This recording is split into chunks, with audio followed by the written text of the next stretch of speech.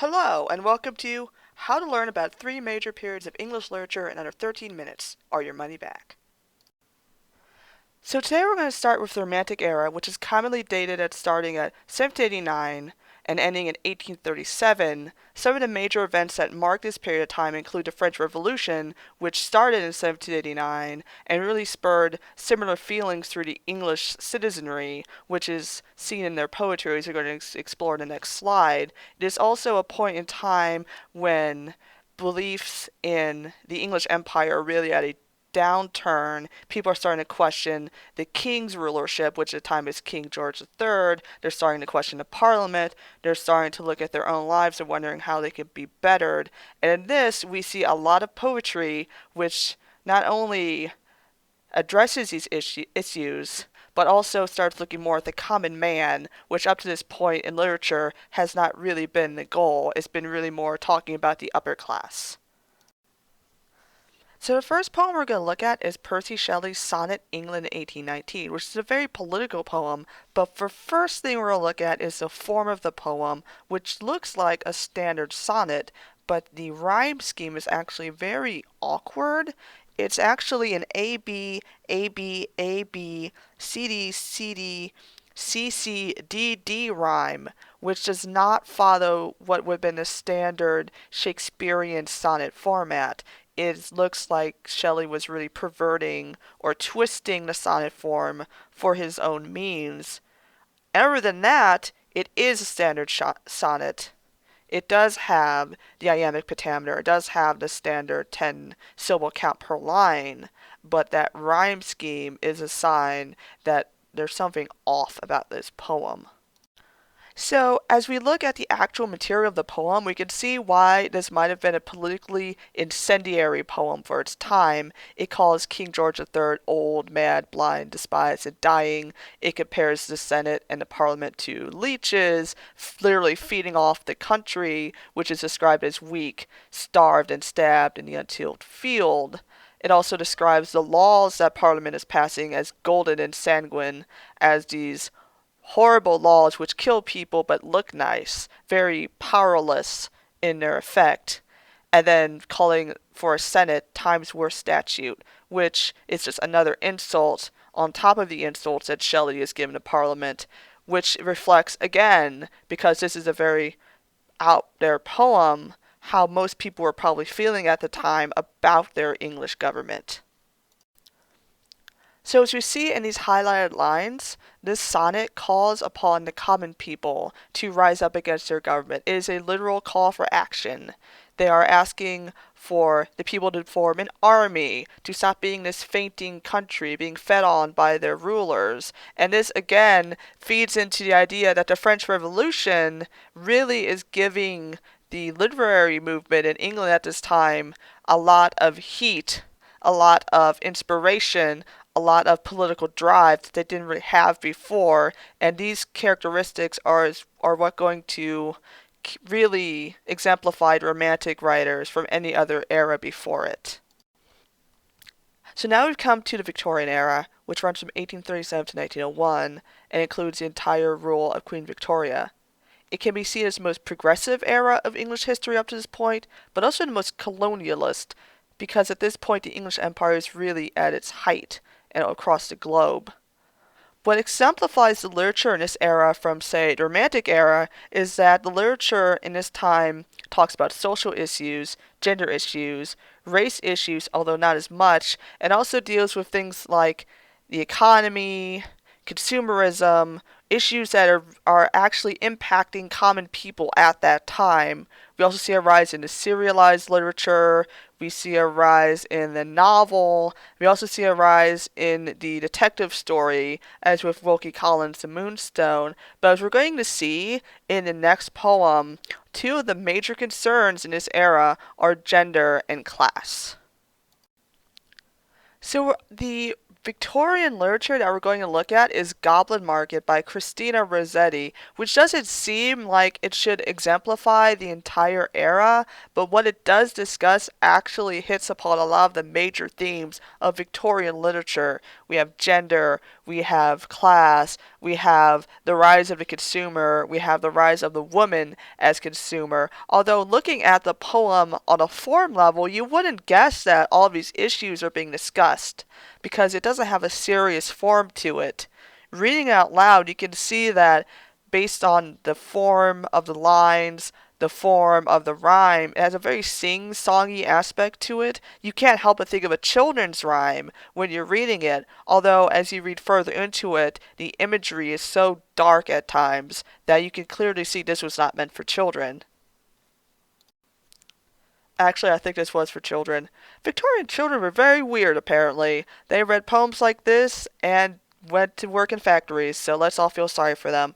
So, anyway, what is discussed in this poem, which undercuts the sing-songiness of it, is the fact that we have women as consumers. They are active in their economies, although in his poem, the economy is the literal goblin market. As we see in these lines, women use their bodies as commodities in this market. You see Laura in the second stanza in this selection. She literally cuts off a part of her body to pay for this mystical fruit. And yet, the action of saving money is seen as more heroic than spending money, as in the third stanza that we have her sister Lizzie, who was able to get the fruit without actually paying for it, and the sound of the penny jingling in her purse is a good thing, not a sign of, oh, she couldn't be bothered to spend money. In this poem, the woman is a consumer, but still not spending money is seen as the higher form of consumerism for her, because she is still, after all, a woman. So after all of the entirety of Goblin Market, of the women who are using their bodies as commodities, making their own decisions, choosing to become part of this market, we come to the ending, which is a very classic heteronormative Victorian ending. As they're both married, they have children. The men are faceless. We don't even know who the men are, but it doesn't matter because now they're just wives, and their memories of the Goblin Market is just a lovely story. And of course, it ends with a moral lesson that there is no friend like a sister in calm or stormy weather, etc., etc., which, again, Victorian literature tried to be progressive, in ways was very progressive for its time, but still ends on this very same heteronormative note of women going back to their proper place in society as wives, as mothers, and not as consumers. And again, this actually undercuts a very popular reading of the poem, which sees it's very feminist as the women as lesbians, but in this reading you see that is not the case. They are returning to what Victorian society would have seen as proper for them.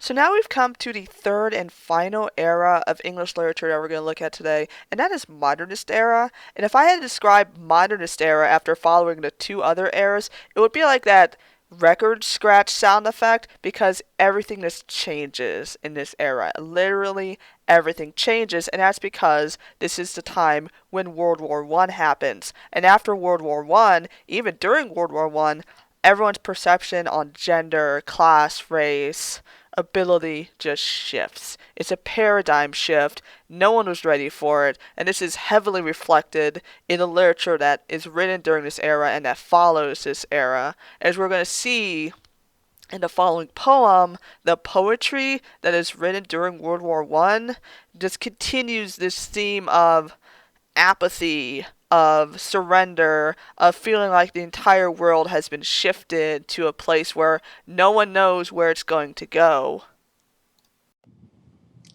So we've come to the last poem of our section, which is Dulce Et Decorum Est by Wilfred Owen, who himself was a soldier during World War One.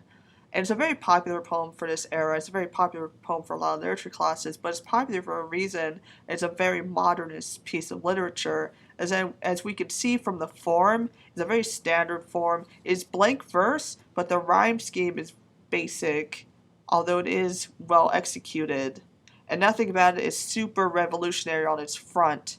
Although if you look closer at the lines in blue, those words give it a real sense of urgency, of the fact that this poem feels like it's happening right now. A lot of gerund words, coughing, haunting, fumbling, fitting, stumbling, etc., really recreates the feeling that Owen probably had while writing this, that the war was still going on for him, even though he was lying in his hospital bed, and that feeling is being given to the reader, and it's recreating a sense of discomfort intentionally that we haven't really seen in literature before this time period.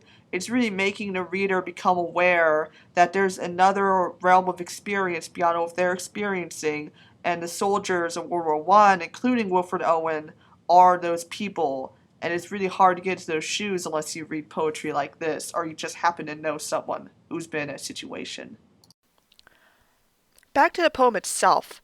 As you can see from the red highlighted words, what Wilfred Owen was doing was describing his experience in the most realistic and brutal way he can think of. As you can see in these descriptions of soldiers, like old beggars, knock-kneed, like hags, they're bloodshot, they're drunk with fatigue, there's the ecstasy of fumbling as they're putting their gas masks on. Nothing about this is romantic, nothing about this is Victorian, it's very, very modernist. Nothing is spared in description or in the usage of words that Wilfred Owen is doing here.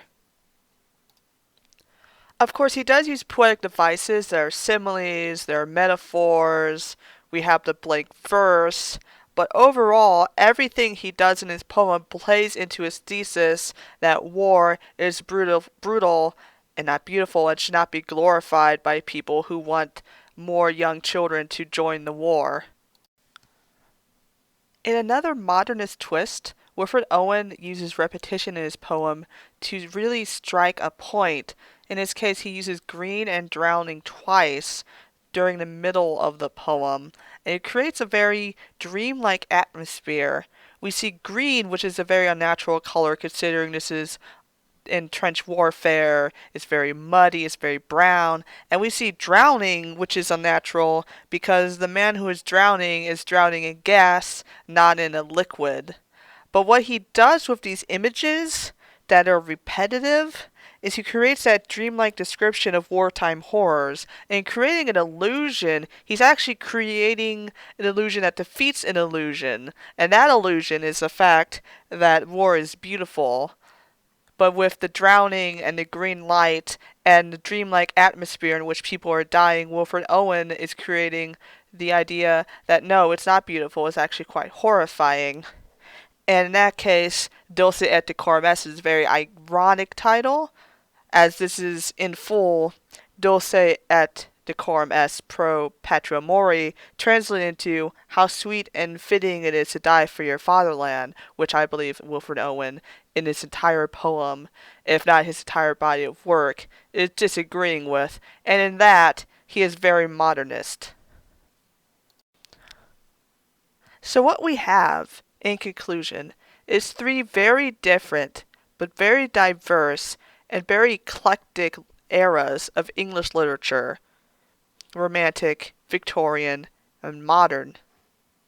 And what we got out of this are three very dynamic, very interesting works of literature worth studying. And hopefully what we have all taken away from this is that literature is awesome. Thank you for watching and have a great summer.